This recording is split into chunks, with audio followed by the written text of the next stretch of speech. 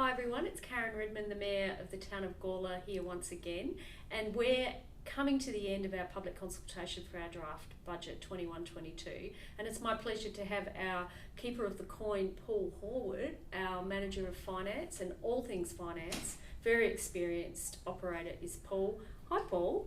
Mayor, how are you? Oh look, I'm always good. That's good. So we're talking about money, we're talking about finances, we're talking about draft budgets. Yes. So Paul, I think more recently in today's Bunyip they were talking about, Light Council, Playford, Adelaide Plains. Didn't quite mention Gawler, but that's okay. Right. It is a Gawler newspaper, but yep. Okay.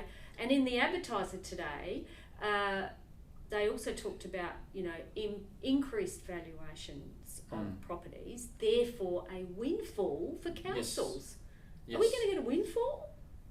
Well, Mayor, interesting you say that, because that's I call that an urban myth, which and quite often the media do portray that, unfortunately. But the reality is, certainly for our council, Mayor, is that in instances where there has been major spikes in valuations, council takes it into consideration in setting the rate in the dollar, such that, to be clear to anyone watching this video, we wanted to be able to demonstrate that if if valuations, for example, across the board were going up by 10-15%, that does not mean their rates are going up by that amount, such that, because the important point to emphasise is that the council has to adopt the budget first, which then determines the amount of rates to be generated, and it's for this council, certainly it's not a case of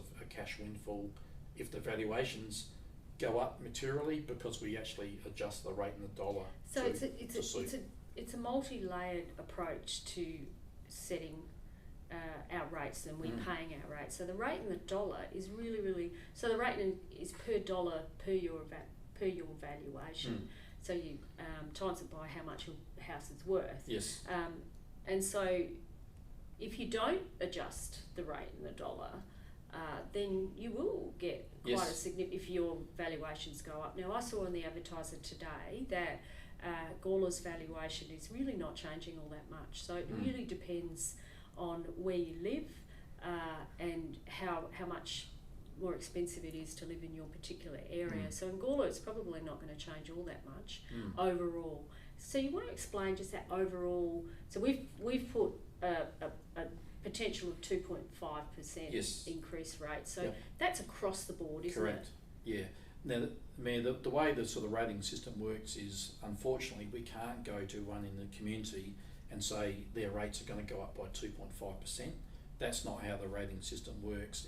We do it by land use category, looking at the total valuation movements across the board, but we do generally try to strike the rate in the dollar such that the average residential ratepayer will get an increase of 2.5%. But because, as you rightly say, there could be certain pockets in the district where valuations are going up more than others, and so what it will mean is that there could be instances where someone's rates might go up 4 to 5%, but conversely, there will no doubt be instances where someone's rates may not go up at all, based on their valuation movement. But so we don't. It's not an individual per property proposition. It's across the board. Yes. With our ratepayers. How many ratepayers have we got currently? Well, it's about nearly 12,000. Yeah, so it's inching up towards 12,000. Correct. Yeah. So on that, it's not a huge rate base, but it's still $33 million budget, which not only incorporates rates. So rates is around about 75% of that, and we've got about 15% of grant funding that we're anticipating. So we've been really aggressive with our grant funding in recent years, and that offsets the cost. So we've been able to get money for some road projects, we got money for our swimming pool, we got money more recently for Carbethan Stage 1, and and smaller pockets of money here and there. So if we didn't do that, we potentially wouldn't be able to do certain projects, or it'd be a lot more expensive for our ratepayers. So 15% is a really good outcome for us. Yes, definitely. Yeah. Paul, some highlights of our draft budget. Look, Mayor, certainly viewers would be keen to know what sort of capital works we're doing, and I know in the previous video we'd alluded to them, but I think one of the key ones I'm really passionate about, and a lot of the council is passionate about, is the $1.3 million investment in converting all our street lights to LED, because that's a triple win, as you know. We're going to save, from that investment, approximately $200,000 a year in electricity, but the quality of the street lighting is going to be a massive improvement. Yes. And anyone who wants to see a demonstration of that only has to drive up Murray Road near Clonley Reserve, and you'll see that the better quality lighting that's produced, but also from the environmental impact will be significant as well. And we've got a vision of being, moving towards zero emissions. I think everybody should be doing that. Every community, every local government, every state and federal government needs to be moving towards zero emissions. And we've sort of got a target. We've got an ambitious target as part of our Climate Emergency Action Plan, which is going to be endorsed later this year. It's really exciting to be part of that kind of movement, and I think you're right. It is something to be proud of. Yes, you've got to pay a bit of money, $1.3 million to change over to LED street lighting, but $200,000 a year per year, every year, and that'll probably go up because electricity is not going down. No. It's going to probably keep going up, and you've got to do stuff like this. We've got to bite the bullet, don't we? So some other highlights, Paul. Yeah, look, I think that's certainly a large spend, but I think it's some of the smaller spends that might resonate with ratepayers, and in that context, I think the $40,000 we're looking to invest with the Aspire play equipment, and that's emanated from presentations to Council in the Chamber, so it's clear that Council has responded to that feedback, which I think is really good. Yes. And also the likes of the $150,000 we're investing for the beautification plan. That's going to be an ongoing implementation. Yeah, that beautification plan is a big body of work, and thank you to the people that feedback. We got over 150 responses, lots of really good ideas in those responses. So we're currently considering those and looking at how we can roll out that plan over the long term. It's not a quick fix. Certainly looking at how we can improve our entranceways and just the look of our town. There's some beautiful areas of our town, and then many of the roads that come into Gawler are controlled by state government. So how we work with state government, how we offset and partner with them, so that it's not all about the ratepayer, but we given that they run and own and manage the roads, how do we get them to do their job? So I think that's important as well, and so I'm really looking forward to how we go about that, and I think people will see some changes over the next few years. So yeah, this budget, the draft budget, $150,000, and yeah, I think that will probably be incorporated over a number of years, including elements of beautification, which is great. And yes.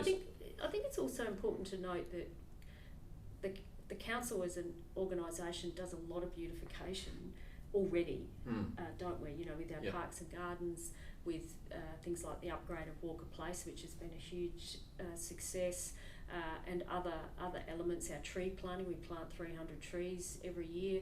We manage our trees. We replace trees. We beautify new areas. Look after our playground areas. Playground near where I live, Limekiln Park, always looks a treat. Grandson loves it. It's his favourite playground. It's his. He's in charge when he goes there. But that's what you want. You want these lovely areas, and I think we've got a lot of them. So I think it's something to be proud of. Yeah. So we've also got Humphrey George Reserve in there. Hopefully we're going to get a half-court basketball netball court, which the community has been asking for, and I think again that's good to respond to that. But yeah, I think that's. Have you got anything else on that list of yours, Paul? Look, I think, Mayor, they were the key things. I know you're wanting to touch on boundary reform Yes. and what that means Yes. for everyone, because that's. I think that's it. We're investing, allocating 250,000 if we get the TIC to proceed through the Boundaries Commission process. They're in charge of the process. They're the ones that make the recommendation to the Minister. However, people in Gawler, from my simple observations, have wanted this boundary reform to be addressed and tackled for a long, long time, and we are tackling it. I think we're doing it in a really professional and thorough way, and a really considered way, which is the only way to do it. So I think watch this space as far as boundary reform goes. It will go over a number of years. It's not a quick process, but I am excited that we're in that space, and I think we're really leading strategically the sustainability of the town of Gawler and the Gawler community over the long term, Paul, because I think the future's bright for us. Yeah. Definitely. So, consultation finishes this Friday. Yes. So get your feedback in. Have a look if you're interested in draft budgets and what we're doing and how your rates are being spent. I think it's really important that we get your feedback. And look forward to reading all the feedback, and enjoy your day, everyone.